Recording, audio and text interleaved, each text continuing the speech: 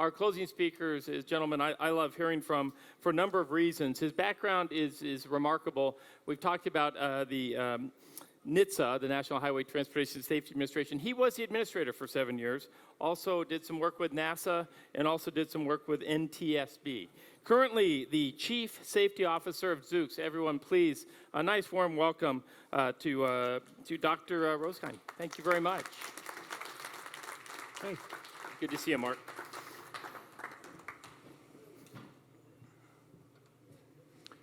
Thanks for staying around so we could close this out. And I'm going to make this real for us. So, for all the opportunities we talk about regarding AVs, we have to make safety the imperative. And to make that real, let me talk about Dawn Roberts. She was 20 years old, bought her first vehicle, this black SUV you see here, and her boyfriend dropped her off to pick it up, and they were caravanning back to his parents' place for dinner to celebrate. Unfortunately, they were talking to each other through their cell phones on the way back, and constant communication stopped when Dawn's vehicle hit the guardrail, went across a median, hit the other guardrail, flipped 180 degrees, and landed on top of the white minivan that you see there. So Dawn lost her life, as well as the 4 Canadian visitors that were in that white minivan. In fact, you see there was one injury, and my recollection is that that was a child in a car seat. This crash, these all happened while I was a board member at the NTSB. This crash was a young man in a pickup truck texting on his phone in Gray Summit. I don't know if you can see it, but his truck hit the truck tractor, and you're all looking very carefully because his vehicle hit the truck tractor, and then the lead bus in that 2-bus caravan hit his vehicle. And so what you need to do is look very closely underneath that front bus, if you can see where his truck still is, because it was pancaked.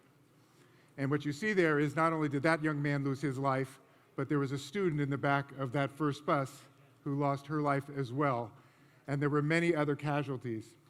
So I just showed you 2 crashes, lives lost, and this is the number I made sure everybody at NHTSA knew by heart. And the number for 2018, if you don't want to write it down, you can commit it to memory, 36,750 lives lost on our roadways. That is not just a number. Those are mothers and fathers, brothers and sisters, your neighbors, your coworkers, your community that is lost. You've heard the number. It's 100 every single day. This is like a couple of major jets crashing every week for an entire year. If we did that in the airspace system, we would close it. And yet we've been doing this for too many years. In fact, there was an article in the Washington Post. Ashley Halsey just wrote an article. Just since the year 2000, we have lost more people on our roads than in both world wars.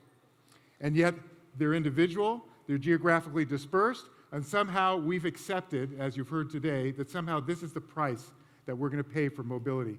It is not okay. Now, we talk about the fatalities because we can't bring any of these people back. They are lost to us.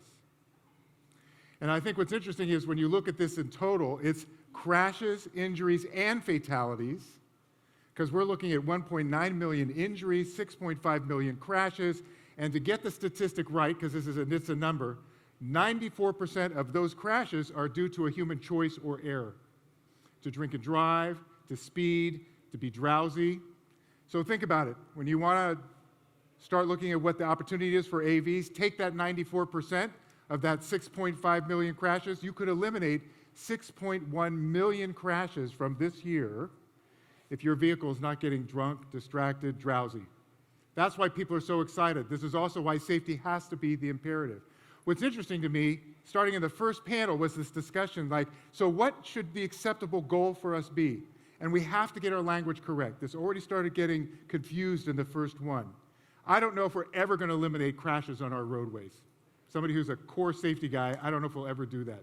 But I think if we're going to have an acceptable goal for lives lost, there is, in fact, and Kelly Nantel mentioned this morning, there is, in fact, only one number, right? The only acceptable goal for lives lost is 0. And I don't care if you take that from just a safety perspective, a moral perspective, that's the only one. The question is, when are we going to get there? And how is that going to happen? And what's interesting, I've been at a few road safety meetings lately, and people like just totally miss this. But a few years ago, NHTSA, Federal Highway, Federal Motor Carrier Safety Administration put some resources together, and helped to initiate something called the Road to Zero Coalition. And the former chairman of the NTSB, and at the time the president and CEO of the National Safety Council, who's with us, Debbie Hersman, actually took on the leadership of this group. And you heard Kelly talk about it today. There's almost 1,000 organizations participating. And along with the collaboration from Dr. Jeff Michael, who was an associate administrator at NHTSA, they engaged the RAND Corporation to actually figure out, well, when and how. And so what's really interesting is they actually came up with a formula.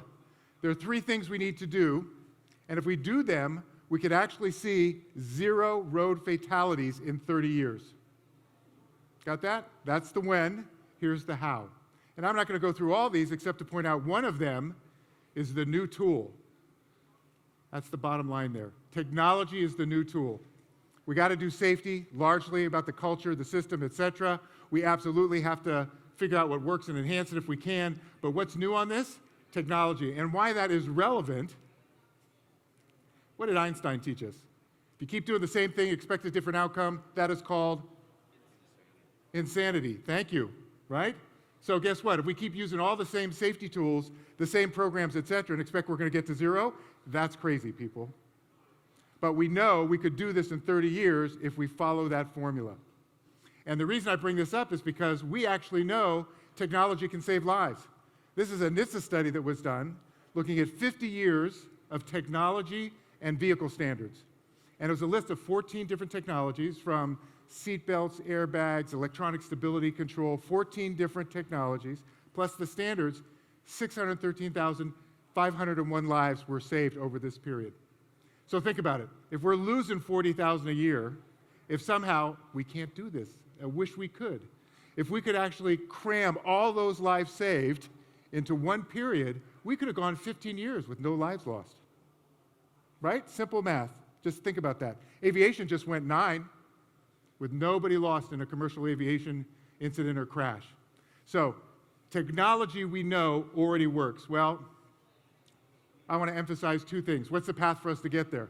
One of the things right now is everybody loves to focus on what's the regulatory path that we need. And I like to point that's at the end of the path. At the beginning is all the innovation. We don't know yet what are all the sensors we need.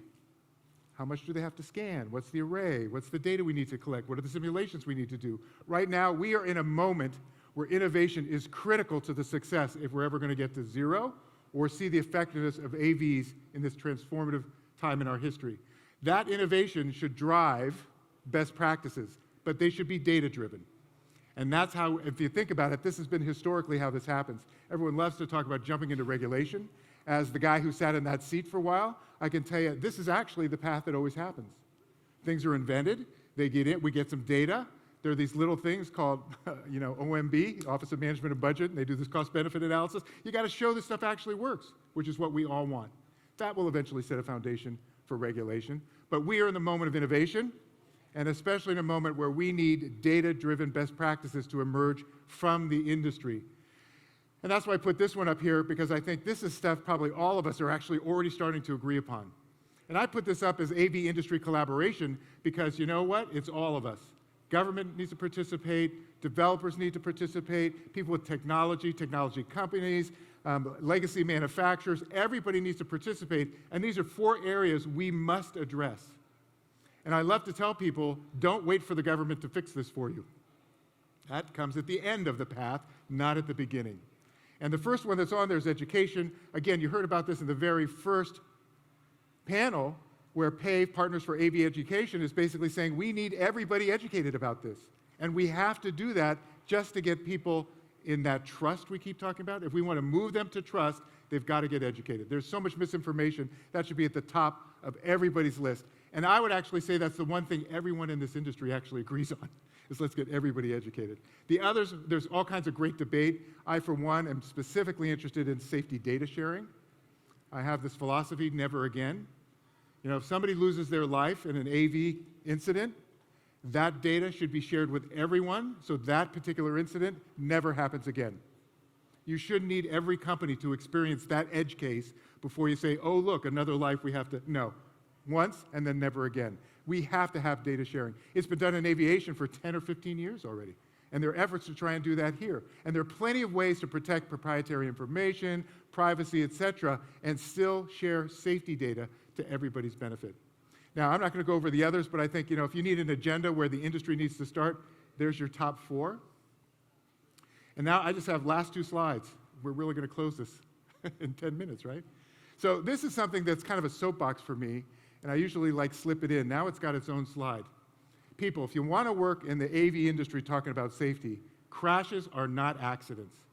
Matt Richtel wrote a great article in the New York Times in 2016, and you should read. You know where it came historically from people calling accidents in certain workplaces? That was actually corporations that decided to do that. Corporations wanted to limit their responsibility and liability for workplace fatalities by calling them accidents, because they're sort of like an act of God. You can't prevent them. Anything can happen, right? Crashes are preventable. And I'm saying this because almost all of us have this tendency to go right to accidents, right? In road safety, it's crashes. And I'm not going to tell the story because Debbie's right here. But Debbie and I did this thing on drunk driving at the NTSB. And Candy Leitner, who started MAD, Mothers Against Drunk Driving. And why did she do that? Because she lost a child, right? And I remember we were doing this 2-day symposium. Impaired driving was one of my advocacy areas. And she got up, at the first break, and got up and said, if you say accidents one more time, you disservice all of the people that have died. You remember this? Because it's sort of they're not accidents. They can be prevented. And that's very clear, right? If you're drinking and you don't get behind a wheel, you're not going to have a drunk driving crash. So it's crashes or incidents. I implore all of you to help make this transition, and you will be the sophisticated crowd in AV that understands in road safety, crashes are not accidents. But I'm going to finish where I started. This is, in fact, the worst drunk driving crash in the history of the United States, just over 30 years ago. This was a church group that was coming back from a state fair. A drunk driver at about 3 times, a little bit over 3 times the legal limit, hit this bus. 67 people on the bus, 27 died, and the others that you see with the serious injuries were mostly burns. And we've met some of the survivors who have sort of taken it on to sort of deal with these issues. I've only shown you 3 crashes, 3 incidents that have occurred. Every day there are 100 lives. And you do the math, not just of those 100 lives, but of the injuries and the crashes that occur. And when we think about the AV opportunities, mobility, sustainability, the imperative has to be safety.